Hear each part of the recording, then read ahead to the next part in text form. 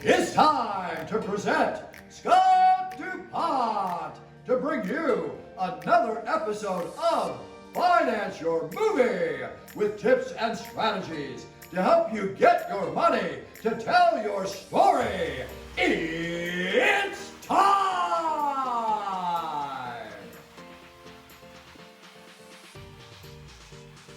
Okay, we're back with another episode of Finance Your Movie. If the background looks a little bit different, I lost my internet, but this was too important of a show to miss. So I am here with the Jason Horton, writer, director, editor. And I'd be remiss if I didn't mention you were a producer because you have 77 movies under your belt. Wow. Wow, that many. I didn't know. I usually say over 70, but yeah, I haven't looked in a while. It's pretty incredible. So really an honor to have you here. I know how busy you are, Jason, but one of the things that really resonated me before the show is I saw this YouTube clip of you saying that the title is "Don't Let Other Filmmakers' Failures Stop You." And in about 30 seconds, you really summarize these really successful producers. I don't know whether they're jealous of independent, lower budget filmmakers like you and I, but they just tell you, oh, you can't do that on that budget, or you're going to fail, or don't even try. Right. Tell me when you first got those naysayers. Sure. Well, and first off, I want to say, I don't think it's necessarily jealousy. I think, that might be a component, but I think a problem in independent film in general is people get used to doing things a certain way, whether it's a super low budget or whether it's a big budget or, whatever it is. And they think that that is it. Like, that's the way to do it. Like, so as somebody who's, just operated like in the studio level, they're just not going to see how this other thing is even possible. So like, I don't think it's necessarily a negative thing, but I used to get it a lot when I was starting out. I did my first movie out of college. I made it for, $4,000 on credit cards, shot on a little mini DV camera. A And feature? a feature. And we got distribution through York Entertainment, which is a pretty notoriously bad distributor back in the day. I don't think they're around anymore. Actually, I know they're not. And so I had a movie out, and then I moved to California. And I was trying to get work, and I was having trouble getting jobs. And I would tell people about this little movie I made, and they'd be like, "You can't make it," and they just dismiss it, like it's nothing, it doesn't count. And even as I started, doing other movies, making them for 25,000 or 50,000, I would hear the same thing often. Cause like I was working on, like I worked for Fox for a long time doing promo editing. And I would hear from, talk with people on lunch, or I would talk with my boss who, was like this Emmy-winning producer, and their eyes would just glaze over when you would talk about that stuff. Like it just didn't register to them, and also, if you're in there working for someone, in a, a task like an assistant editor or, a grip or a gaffer or a camera assistant, that's kind of what people look at you as, and they don't necessarily like, see you as someone who produces movies. They just think, yeah, good job, kid, but they don't really take it seriously, I think you're right, because I've worked in the studio world a little bit, doing a little bit of acting and some background work. And it's a totally different mentality when you're on a soundstage at Fox with 100-person crew. You've got Teamsters, IATSE, DGA, PGA. I mean, it's just totally everything functions is a different level. Yeah. Let's I had go ahead. I was going to say one last thing. Even up until maybe 5 or 6 years ago, and at this point, I had directed, probably 12 or 15 films. I'd made a lot of movies, and I was having meetings with people to finance actually Craving, which at the time I was looking for 500,000 for. And I had more than one person like kind of look at the other movies and the budget levels and be like you wouldn't even know what a real set is like. So, I had trouble, moving past that, which is another, kind of double-edged sword in working in independent film. You get enough of those credits and it is hard to break out of that. Like I'm happy with it now, but there was a time where I was really trying to, move up into the $1 million, $2 million budgets. And it's hard to make that jump once you have a certain number of credits under your belt. Yeah, I think anything 1.5 million, 2 million right now is crazy today because Of in my course. opinion, there is no theatrical for an independent film. Not that they're going to show up for Top Gun Maverick, Right. Avatar, that sort of thing. But anyway, going back to let's say your earlier films, say a $50,000 budget or so. Yeah. How did you first put those projects together? How did you get the money? How did you find people that were, gonna back you? Yeah, well, so initially I'd made the one movie and I was, having trouble getting another one going. And I just started working, mostly as an editor, sometimes as a camera operator. I was doing a comedy documentary, and one of the producers was wanting to move into narrative features, low budget narrative features. And we were just talking one day, and we hit it off. He really liked me, and he told him I was a writer and director. He's like, "Oh, do you have any zombie scripts?" And I didn't, but I was like, I could write one in a couple of weeks. And about 3 weeks later, we're pulling the trigger on Edges of Darkness, which was my second movie, and he produced it. It was about, I think the budget was around 25,000, And and he put up the money? he put it, yeah, right up Wow. front, equity financing. And that's pretty much on my personal projects. That's pretty much how they've went. I've either financed them myself, or I've got equity financing, usually from someone that I worked with before. Or like, for example, Monsters in the Woods, we made that for about, I think, $30,000. And one of the chief producers on that, it has been a friend for 10 years prior to that. He's a producer. I met him in New Orleans when I made my first movie, and we always talked about doing something, and we just never found anything to work together. And when I finished that Monsters in the Woods script, 10 years later, that was the one he responded to. And he put up some money and raised some more. And that's pretty much how I've done my, personally produced projects. Now, after I did Edges of Darkness, it was fairly successful. It was in, Blockbusters. It was like lining the shelves, like 12 copies. It was in all the That's Hollywood pretty cool. videos. Yeah, yeah. That's huge. In its first quarter, that movie made over 100K. Like, it was doing well. Whoa. But back up. Okay. What was the budget on that movie? And say again how much it made back the first quarter. It was $25,000 and it made 100,000. Now, to be fair, the producers saw very little of that 100,000. It wasn't the best distribution deal, which I could get into later. Yeah, But we don't need to go down that rabbit hole. yeah. But you did see some money out of that, right? Yeah. Wow, that's a And great return, though. but right after that, I started getting hired to do, because other people are looking at this movie and my first movie, and I had just finished a third one that was even lower budget. I think I made that for $5,000, and like they were like, "Hey, we want you to do this for us, but for a little bit more money." So I was hired by a couple of producers out of New Orleans, who were making movies in LA, and I directed a string of movies for them. And the first one, I think it was around, and I'm guessing because I never actually was privy to the numbers, but I think it was around 30,000. And then like the biggest one I did for them was probably 60, 65. And I directed probably 10 movies for those guys. So like that was like my like 2010 to like 2014, like I was pretty much directing movies for them and a few other people who were trying to repeat their business model.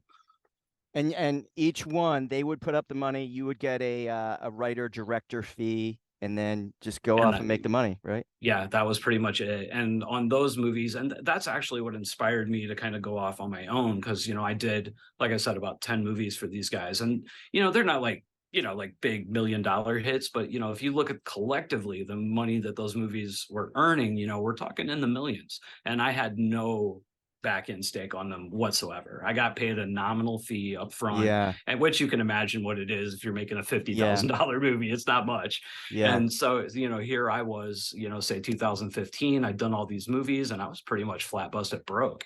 no passive income. And, and I'm seeing, all these movies that are making passive income for other producers. And I'm like, man, I got to do this for myself. So, Good for you. that's kind of what I started doing. Wow. So leading up to Craving, which I just saw a few weeks ago, and we're not going to dive too deep on how that film came together for financing, because you can catch all of that on 2 weeks ago. Kevin Caliber dives really deep into that. But leading up to how that got financed, how did you and Kevin connect to ultimately create Craving? We met through Robert Bravo. About in 2017, I directed a movie called Death Day. At that time, it was called The Campus. The distributor changed it to Death Day. And we needed someone to play the monster. And Bravo had just done some pretty intensive makeup effects work on Kevin. And he was like, Kevin's a really good guy. He's a great actor. Let's like have him come in. And Kevin, I think, relished the opportunity to do something where he was a little, it wasn't like about his looks. It was about, like performance and, the monster stuff. So that was it. We worked on Death Day and we just kind of hit it off. We were friends for, several years after that. I ended up coming on to help them raise money for 16 Bits, which a movie he starred in and produced. And I was just always in the back of my mind. And Kevin's one of those guys that if he's on set, doesn't matter the position. Like if something needs done, he does it. If a ditch needs dug, he does it. If, whatever, sweep the floor, he'll sweep the even floor. when he's number 1 or 2 on the call sheet. On the call sheet, absolutely. He will do that. One of the most incredible guys I've ever worked with and met. 100%. And no real ego when it comes to it. He's all about like, the work, and he sees the value in, like in the work and what the work can do for you. And he's willing to sacrifice for that. He's a great guy to work with. Yeah. So you said something earlier about these relationships. People would see your work, you'd have a relationship, you'd circle back maybe, and maybe the timing was right. How important do you think that is when you're reaching out to people to, get a $5,000 or $10,000 equity check to put together one of these projects? I personally think it's very important. I had a mentor. So we had after Death Day, me and a production partner, we got this angel investor that was putting money into our production company to make animation, and he put in a lot of money over the course of those 3 years. And, he would tell me, because he invested in startups all the time. And he was like, 9 times out of 10, like investors, they're investing in the people, not necessarily the product, not necessarily the thing. It's about the people.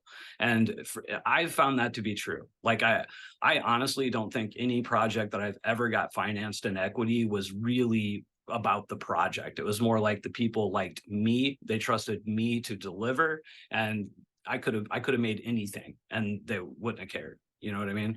So I think for the most part, investors invest in people. At least when it comes to films. Yeah. 77 movies later. Yeah, exactly. The proof is in the pudding. Yeah. Totally. So, and, and speaking of Craving, we did the crowdfunder and, we raised whatever, $65,000, and a good sized chunk of that came in directly through the work I do through my YouTube channel, helping other people, so again, they were investing in me, not so much Craving. Yeah. I love your YouTube channel, by the way. Where can any filmmakers listening to this podcast right now find you on your YouTube channel? At my YouTube, it's just youtube.com/J Horton or the J Horton. I can't remember. Yeah, I think it's the J Horton. If you just type in the J Horton on the search tab in YouTube, it'll come up. Yeah, the J Horton. So one thing I wanted to comment about Craving, and I'll just be really upfront and honest. Horror is not really my most popular genre. Yeah. I do like it, but I'm not one of these people that it's like my number one thing and I'm craving blood and stuff. But Totally. I was so impressed. In fact, it brought me back to a time when I was a little kid. I had forgotten about this. I used to love, I think it was called Jeepers Creepers or Thriller Chiller, like Friday nights or whatever. Mm-hmm. At midnight. And the theater was packed. I was lucky enough to be situated in front of a row of teenage girls, and the screaming and the excitement, the energy when Yeah. Craving played was just through the roof. And I really enjoyed the movie and the whole atmosphere. So two shade of that. Two things I got to compliment you on. Bravo with the practical effects of the monster Absolutely. was the best of the best. Like Yeah. I would have seen that in a $10 million film, which I know you didn't spend $10 million. Not quite. And the other thing that blew me away, and I don't know how you even afforded these people, was the visual effects. Because when I looked at Al Gomez and Holly Yeah. Rockwell, I actually went up to Holly after the movie, and I told her, I said, I don't know how Jay cast a teenage girl that looks so much like you. And she goes, no, no, that was all visual effects. And then I Yeah. walked up to you later and you talked about the Yeah. visual Yeah. effects Totally. for the flashbacks. I Totally. mean, wow. Yeah. Yeah, yeah. I mean, technology has just come so far. Our visual effects guy, and he's just a guy like me, working freelance, doing jobs. And he saw a YouTube video, I don't know, a couple of years ago when I think it was Mandalorian came out with the Luke Skywalker flashback. And there was some chatter online about how it didn't look great. And like less than 12 hours after that was out, somebody on YouTube had, taken a program and de-aged him and fixed it. And it looked better than the Disney thing. And, Wow. he saw that. And by the way, our visual effects guy, his name is Brooke Hubbs. And Brooke Hubs. yeah, and he saw that. And he was like, I mean, if somebody did that in 12 hours, I could do that. So, he looked into it, figured out the program, figured out how to do it, and he did it. And when he first told me about it, I honestly didn't believe him. He was saying, "Oh, I think I can do this," and I was like, "Yeah, sure, give it a." He's like, "Just let me try, and we'll go from there." And I was like, "Yeah, sure, try. It doesn't hurt nothing to try." And he sent me back that first shot of Holly, that little Oh push my in, God. and that is pretty much, we got a higher res version of it, but it's pretty much the exact shot that's in the movie. And I was blown away. And you don't Incredible. now. A year from now, you're going to see this stuff in a lot of smaller independent films. But at least for right now, it really, I think, sets Craving apart, because you don't see that in, sub $100,000 movies that looks anywhere close to that good. Yeah, no, I've never seen that. I was totally blown away. So congratulations on that. Where can people go see Craving right now? Because I really encourage you people, especially if you're a horror film, you will love this film. Yeah, I mean, right now the easiest way is on Amazon. It's on Amazon. It's also for rental on YouTube and Google Play. It'll be hitting like Vudu and Apple TV and all that very soon, and then eventually it'll widen out onto the AVOD platforms like Tubi TV and stuff like that. But right now, Amazon. Excellent. And where's the best way that people can follow you? Really, so I'm pretty active on Facebook, Twitter, and Instagram. You can always find me at DJ Horton. I think on Facebook it might be Jason Horton, because they wouldn't let me do the J, but but pretty much at DJ Horton anywhere. Awesome. Well, Jason, thank you so much. I know you're super busy doing this today. You really are an inspiration to so many. You're an inspiration to me, but so many filmmakers out there. I encourage you to do the follow the YouTube channel. Any parting words of advice for someone getting ready to do their first film and they're raising a small amount, $50,000, $100,000 for their first Yeah. film, or maybe So less?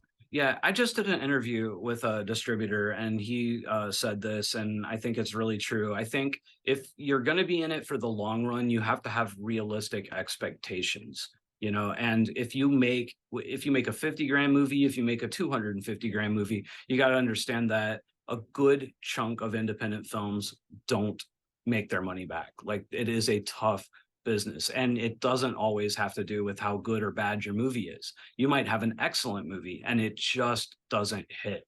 Like this guy runs a distribution company, and they have, so he said we had two movies. They're both like comparable quality, comparable genres, comparable name stars in them, comparable marketing programs.